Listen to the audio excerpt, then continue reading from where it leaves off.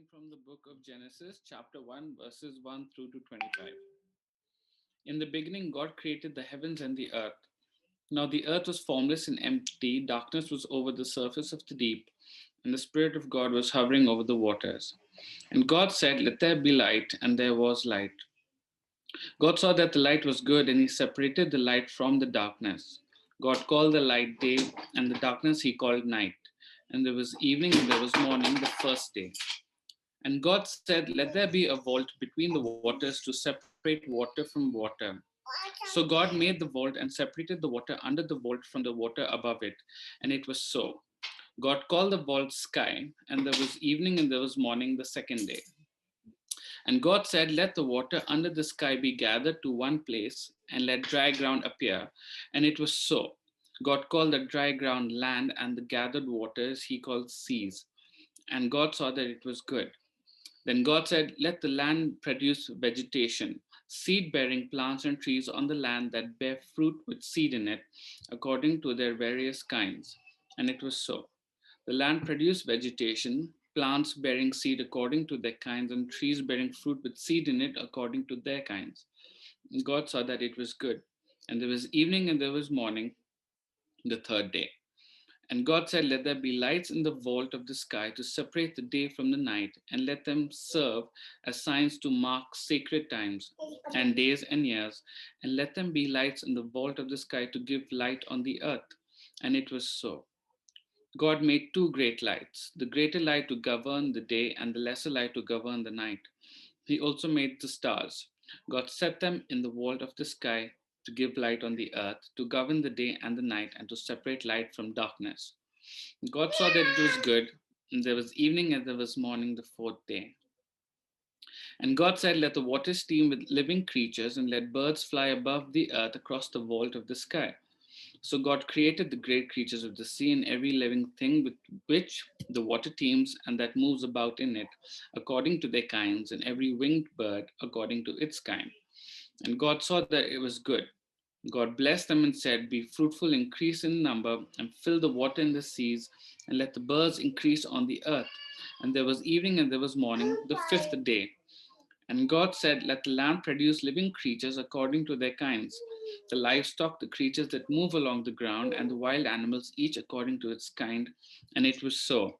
God made the wild animals according to their kinds, the livestock according to their kinds, and all the creatures that move along the ground according to their kinds. And God saw that it was good. Great. Thanks, Andy, for persevering through that long passage. We're in a new series in the new year, and it's a short series through the first four chapters of Genesis, just asking the big questions that won't go away. And so the series is called The Big Questions That Won't Go Away. And we want to go back to the beginning of the Bible, to the first four chapters, and try to unpack what it has to say to us about these big questions. Now, if you know me well, you know that I watched a lot of movies in my lifetime. I don't even want to try to imagine, try to count how many hours I've spent watching films, but and even TV shows. But one of the recent shifts that's happened in storytelling in film and television is a shift from the focus on the external world of the characters to the internal world of the characters. And one of the most popular shows that did this was a show called Lost. And Lost would tell us the story of a group of people, but each episode was infused with their backstory, with their origin stories, with how did they come to be who they are. And it was a lot about the internal world. And we're very fascinated by origin stories, and because they really take us back to the beginning, to how did we become what we are. And when you go back to Genesis, when you go back to the beginning, there's a lot of questions that face these chapters. And I want to focus on the big questions. And I want to suggest to you that some of the questions we ask of Genesis chapter 1 are actually very small questions. Like how many are these 6 days literal? Are these 6 days long metaphorical things? Is there room for theistic evolution in the Bible? Is how did God make the world? And I want to suggest to you that these are actually very small questions for the writer of Genesis. So I'm not even going to bother to address them, because because the writer of Genesis isn't bothered to address them either. I want to actually focus on the questions that the writer of Genesis is actually trying to answer. And they are big questions, because the Genesis is not concerned with the methods or the mechanisms of God. Genesis is concerned with the meaning of God. And this works very well for me because I'm not a science student, I'm an art student. So I'm not interested in mechanisms, I'm interested in meaning. And if you come to Genesis chapter 1 with questions of meaning, who is God? What is he like? What does he do? What is a human being? What is the meaning of life? What is the purpose? How do we find any sense of meaning and purpose in our lives? Those are big questions, and those are questions to which Genesis chapter 1 has deep and profound answers.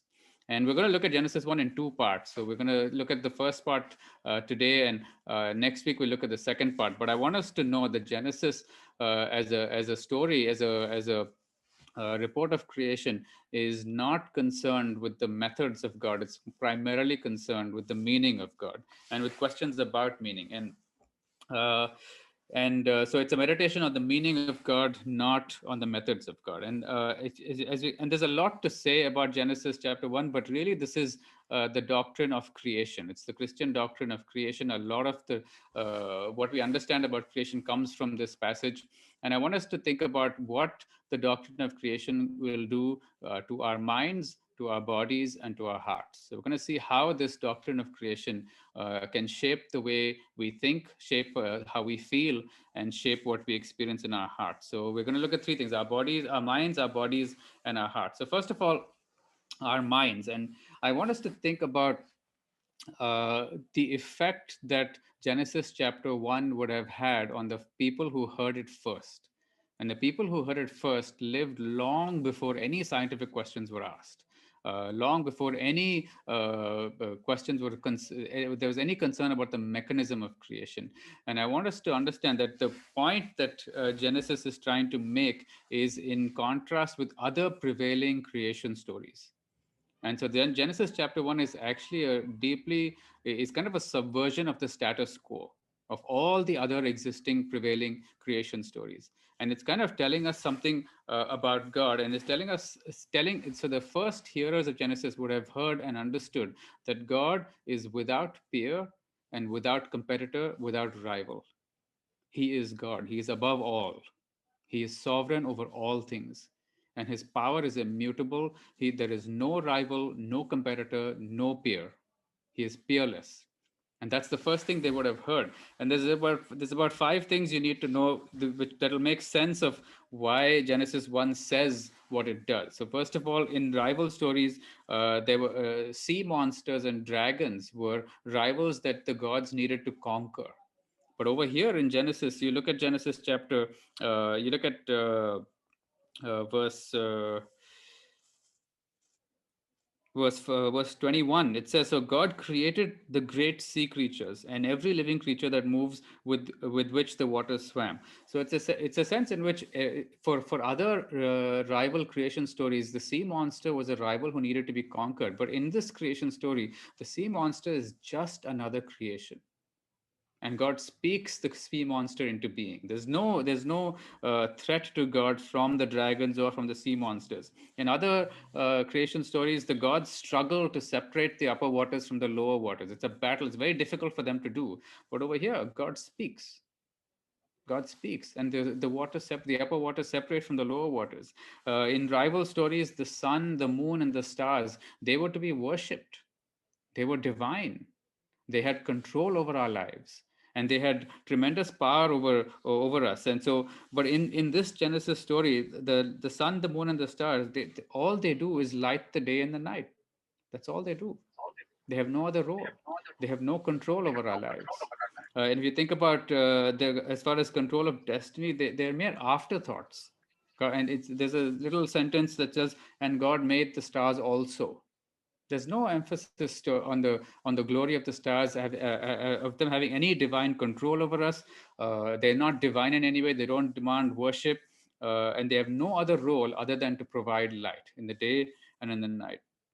The fourth thing is that the creation of man in other rival stories is an afterthought. And there's all kinds of stories in which the human being is ultimately created to relieve the gods from their work and to provide food for the gods. That's the role of a human being, just to really make it easier for them to live. They don't have to work that much, and they get food from human beings. But here, in the creation story, we're going to look at this in more detail next week. Human beings are the apex of creation. They are created in the image of God, in the likeness of God. It's the highest compliment God can give to a human being. And if you think about, finally, the fifth contrast between rival stories and the Genesis story is that here God creates by speaking. He speaks the world into being. That's all he does. There's no magical utterances like there are in other stories. God speaks. And by the power of his word, an entire universe comes into being. This is, and you, I want you to feel the effect that this would have had on the first hearers. They would have thought, what kind of a God can do this? What kind of a God can do this? How big is this God? And I want you to know where Genesis begins with these words: in the beginning, God created the heavens and the earth. And that's poetic language for saying God created everything. Everything. God created everything. And this is another contrast between rival creation stories and the story of the Bible. In other stories, gods were local tribal deities. They were God. A people claimed a god as their own, and other people claimed a god as their own. There were plenty of rival, tribal, local deities. But here we have a description of God not as a god of the Israelites, but as the God of the entire universe. And for us, we have to know this: God is not just the God of the Christians. He's not just your God and my God. He's God of the entire universe. He's above all things. He created everything. He has no peer, no rival, no competitor. There's nothing in the universe like him. Nothing in he does not depend on anything in the universe. He does not need to conquer anything in the universe to prove his worth. He is God. He speaks the universe into being. And the effect this must have on us is to remind us that he is a big God. This is a big God. And you think about the things he does. One of the interesting things that you see here is that God begins to name things, and he begins to call things what they are. And you think about naming, the thing about naming is that you can only name what belongs to you. I mean, you try coming to us and telling us, we have a name for your daughter. We think you should name. No, you don't get to name our daughter. She's our daughter. She belongs to us. So we get to name her. You only name what belongs to you. And when God is naming, you know what he's saying? He's saying, everything belongs to me. Everything is under my authority. So this is a big God that Israel is introduced to. And this is and I want us to think about this in terms of how much authority and control and sovereignty God enjoys in being God, and how human beings have come to the point where we have attempted to become like him. We want sovereignty and authority and control over our own lives. We want to be gods. And the struggle to experience the bigness of God is simply because we have become too big in our own minds. Our stories become too big. Our problems become too big. We seem to have our desires become too big. But everything in our own inner world becomes so big that it crowds out any space for God. And the contrast we experience is that there's a big God whom we can't experience because we have small minds. And we are too small minded to enjoy the bigness of God. We're struggling with our small mindedness to enjoy the bigness of God. And I want to remind you, and I want to remind all of us that, we are incredibly small. 100 years from now, you'll be lucky if anybody even knows that you existed. How much do you know about your great great grandfather? How much do you know about anyone who lived 100 years ago? We are incredibly small. but we have such an inflated sense of bigness. And a story like this should humble us. And there's when you have a big God matched to the small mind, it's very natural to experience anxiety, to experience fear, to experience shame and guilt, and all of the struggles that human beings have. But if you have a big God and you have a little faith, even a little bit of faith, even a little bit of trust, even a small faith, that's powerful. That's powerful, because that can transform your imagination. That can transform the experience of a little story. That can transform the experience of all of our problems, all of our struggles, all of the things that we feel we're not in control of, all of the things we feel we're not in authority over, all of the things that seem too big for us. A little faith in a big God can transform the experience of that story. That's the first thing I want us to think, that our minds are transformed when we think about a big God, and we fix our minds in a big God with a little bit of faith. Even a little bit of faith in a big God can transform our stories and transform the experience of everything that seems to us too big to overcome. The second thing I want us to see in Genesis 1 is what God keeps saying over and over again through the passage. He makes something and then he says, "It is good. It is good. It is good. It is good." He says this over and over again throughout the passage. And it tells us that uh, it tells us two things. Well, first of all, it tells us that when God creates something, He's enjoying it. This is not the discovery of something good, where God makes something. Oh, that turned out to be good. No, he intended it to be good, and He's delighting in its goodness. He's enjoying its goodness, and He's enjoying the goodness of creation. He's enjoying the goodness of, he's taking pleasure in what he has made. And the second thing is that it's a reflection of who he is. The goodness that he enjoys in creation is a reflection of the fact that God delights in taking pleasure. God is the first, in a sense, God is the first hedonist in the truest sense of the word, in the purest sense of the word. He enjoys things, he takes pleasure. And this is very important for us Christians to think about, because Christians so often are the most joyless people you've ever met. If Christianity were to be communicated and evidence were to be given to others on the basis of joy, no one would believe that God is true or Jesus is Lord, because there's no joy in us.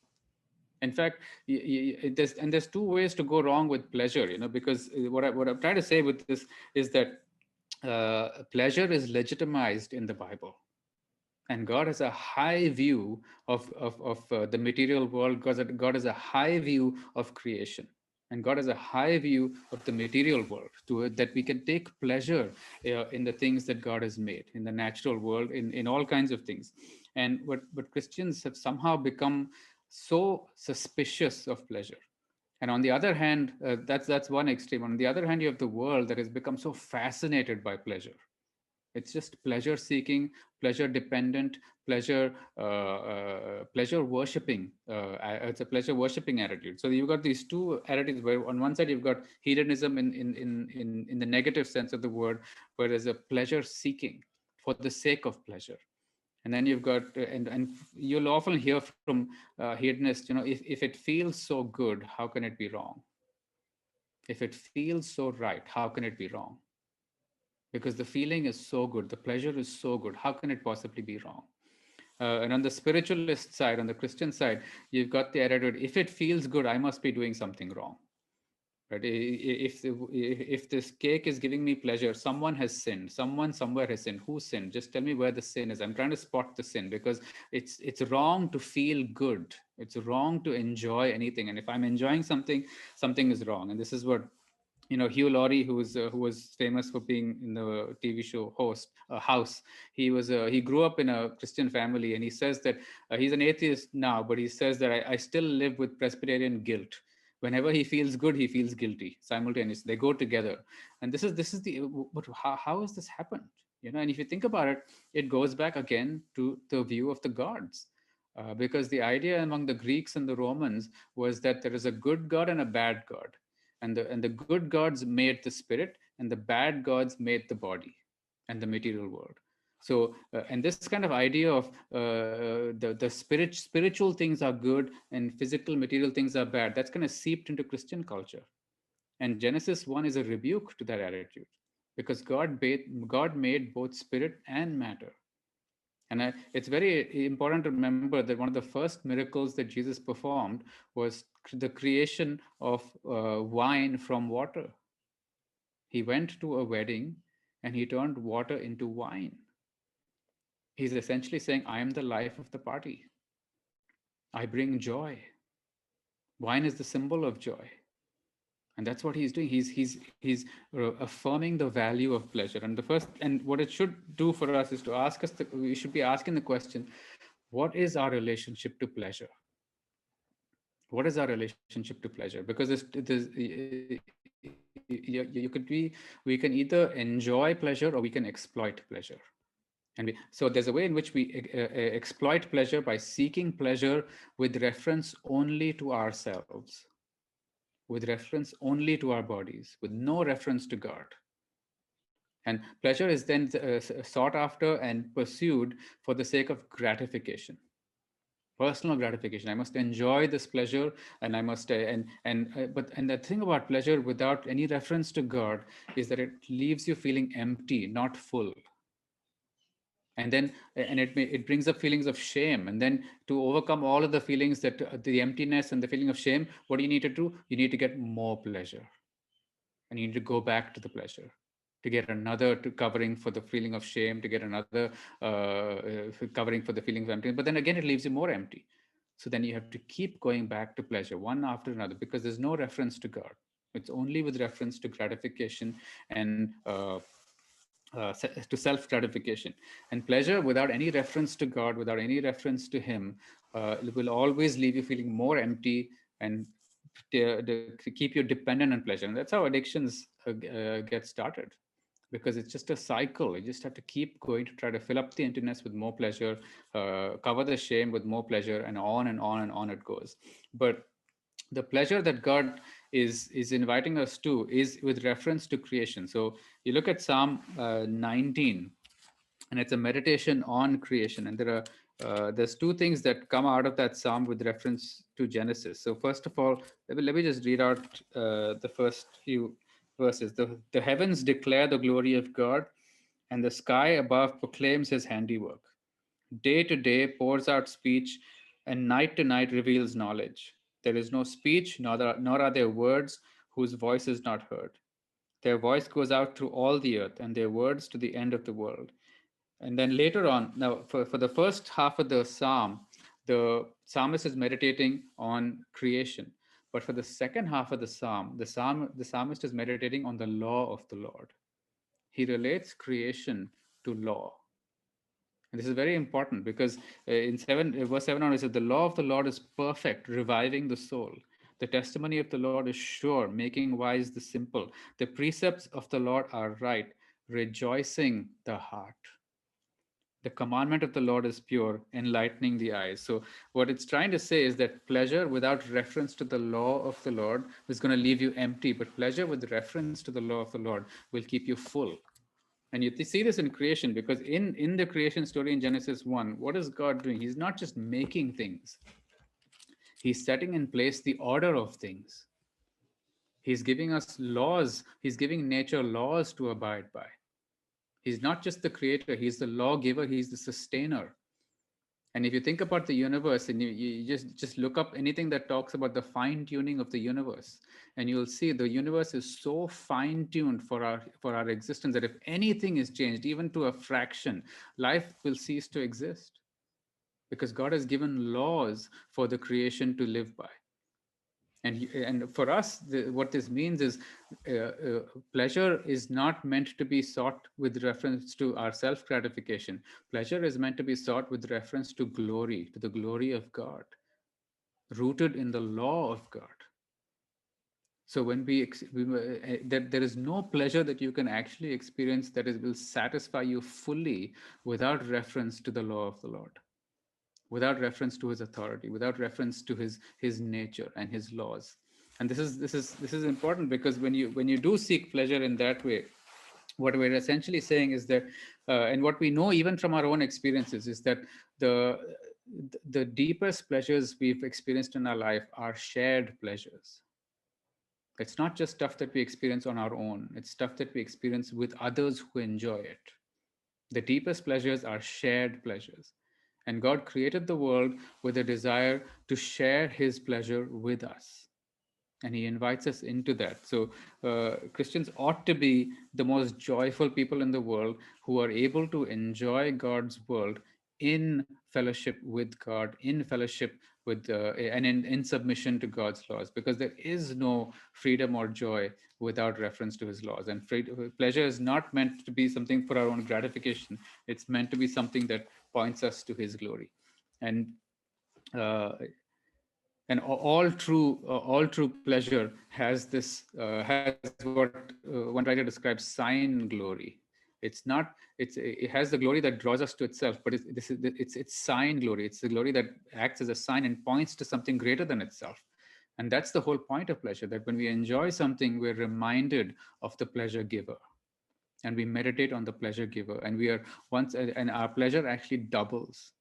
Our pleasure actually is accelerated and becomes stratospheric, because not only are we experiencing the pleasure in the thing that is pleasurable, but we're also experiencing it in fellowship with the pleasure giver, and according to his law, in unity with him, in oneness with him. And that's why the best pleasures are shared pleasures, and shared pleasures with him and his people. But finally, our hearts. And when you think about creation and God's delight in his creation, the truest thing about our hearts is that we also want to be delighted in as his creation. We want to experience that delight. We want to experience God's delight, and we want to experience in the same way that God says it is good. We want someone on the outside to say about us, "You are good. You are delightful." And we work so hard for this. We work so hard to have someone say to us, "You are good. It is good. It is good to know you. It is good to be with you." This longing for affirmation. And in India, our whole lives are driven to this. That someday someone will give me some affirmation after all of the work that I've done. And it's so innate in human nature that I remember we were listening to a sermon in our trust circle once, and there's a rapper named Trip Lee, who's also a pastor, and he was talking about how Oprah Winfrey, who's had guests on her show who were from all stripes of society, and so she focused on some of the most successful people who've been on her show. And they'll all come to the show. They'll all be with her and talk to her. And at the end of the show, each of these super successful people, each of these super influential people, super famous people, will all come to her after the show and ask her the same question.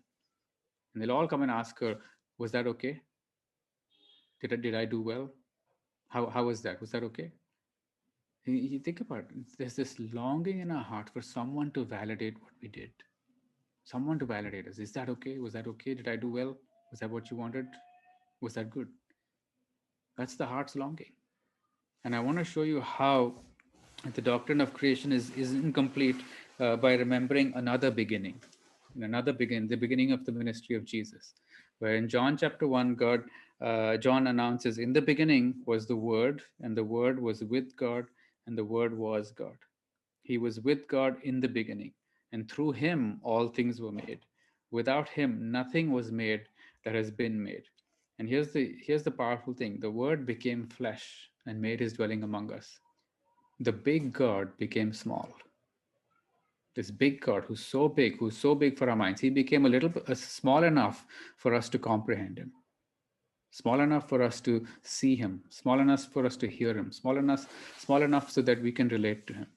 And it's very important that John describes him as the Word, because throughout Genesis 1, you hear over and over again. You may have missed out everything, all the description that Andy was reading out, but you may have heard this over and over again. God said, God said, God said, God said.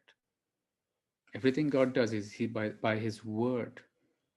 And what we're told in Genesis 1 is that Jesus is the Word of God.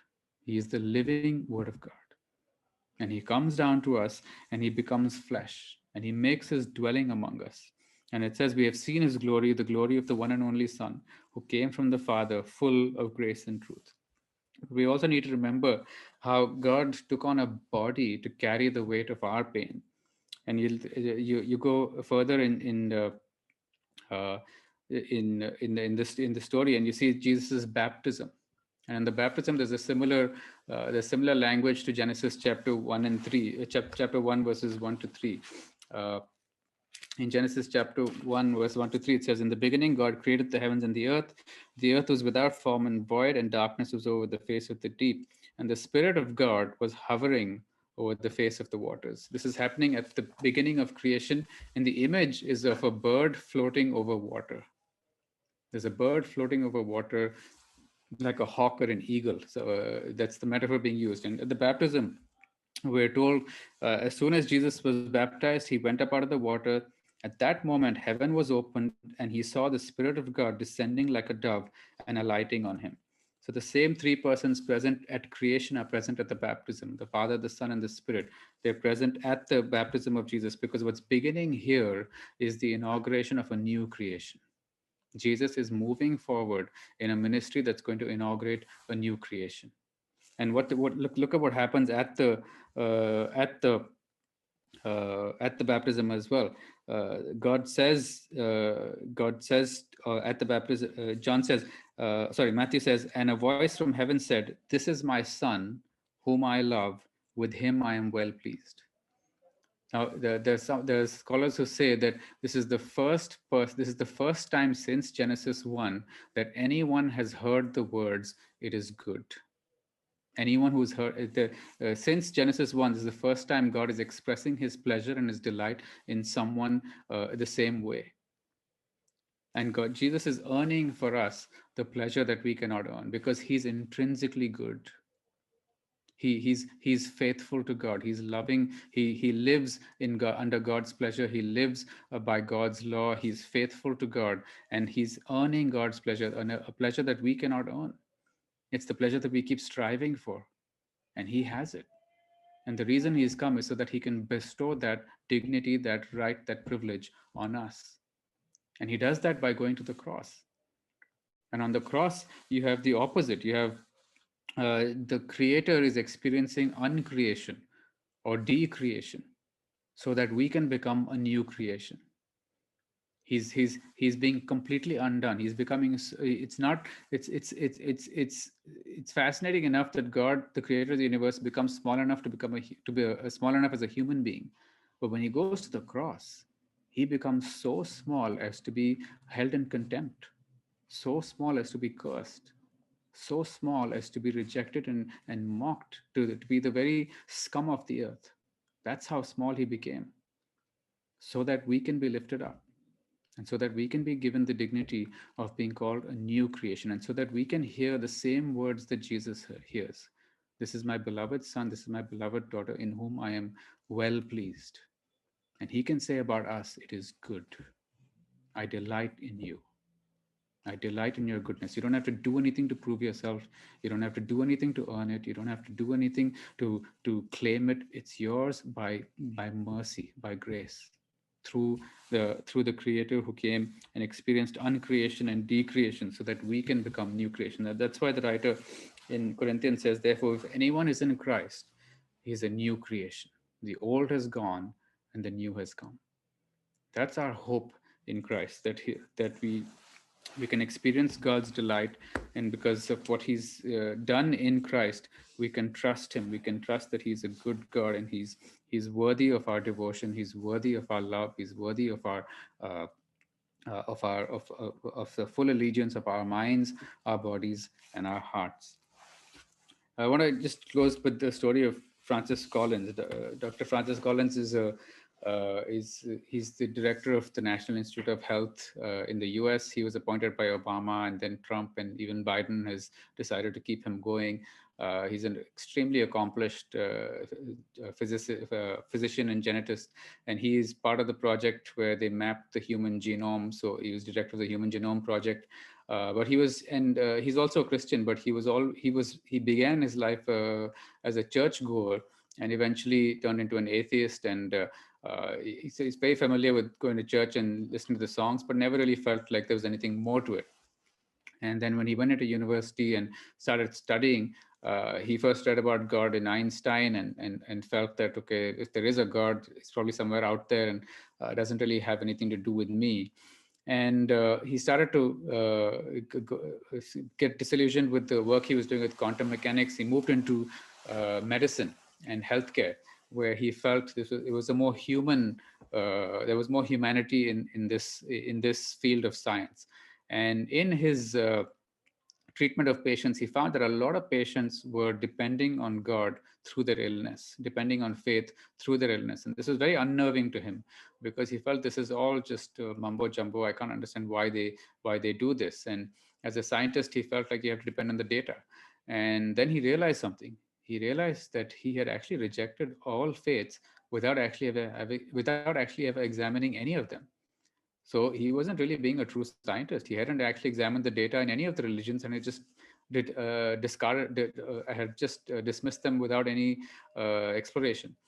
So he decided to explore it. He went to a minister, and he basically for a long time said as many blasphemous things as he could think about religion and about God. And the minister was just very patient and listened to him and said, your story kind of reminds me of another atheist who'd been through something like this. And he referred him to Mere Christianity by C.S. Lewis. And so Francis Collins picked up C.S. Lewis's Mere Christianity, where Lewis basically argues that a rational person who's truly rational, if they look at the evidence, can't come to any other conclusion than that there is a God. And Collins was very disturbed by this idea, but as he read the book, he felt pretty convinced by it. But he says this. He says he knew that he's come to realize that intellectual reasoning can only take you so far. It can only take you to the precipice of belief. But from that point on, you need to make a decision. And he came to the point where he didn't want to make that decision. He didn't want to. He was struggling with the fact that there is a God, that he's an authority, and all kinds of things. And there was also the question of the moral obligation he has to God, if there is one. And he didn't like it. He didn't like facing his own moral shortcomings. He didn't like any of it. But there was a point in his life where he went on a hike into the mountains, and he came face to face with a waterfall, a cascading waterfall. And he was just overwhelmed by the beauty of creation. He just and all of everything that he had been reading, everything that he'd been studying, all of his life journey came to a head at that point. And he faced the beauty of creation, and he felt, I can't resist this any longer, because it's just too overwhelming. It was a personal moment where God became personal to him, and he gave his life to God, and he realized and that there is a God, and that he's good, and he's beautiful, and he's trustworthy. And that was the point of that was his transformation to trusting in Jesus, trusting in Christ. And his work is tremendously deeply informed by his faith. Today he's part of the project that's leading he was involved in the production of the COVID vaccine. And so his faith is deeply interwoven with his work, and it gives him the drive to do what he does. And the reason I'm saying all that to you is because uh, Genesis chapter 1 invites us to a place like that. It invites us to suspend our judgments and preconceived notions about God.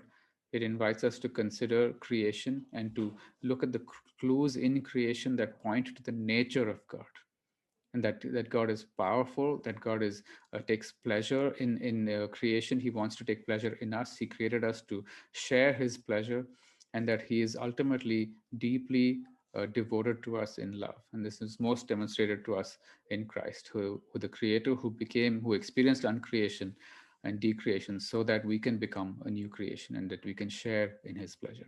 And my prayer for us is that our understanding of God, our experience of God, in our minds, in our bodies, and in our hearts will leave us feeling full and not empty. And our pleasure will be doubled and tripled as we experience this God who created us to share His pleasure and delight in us.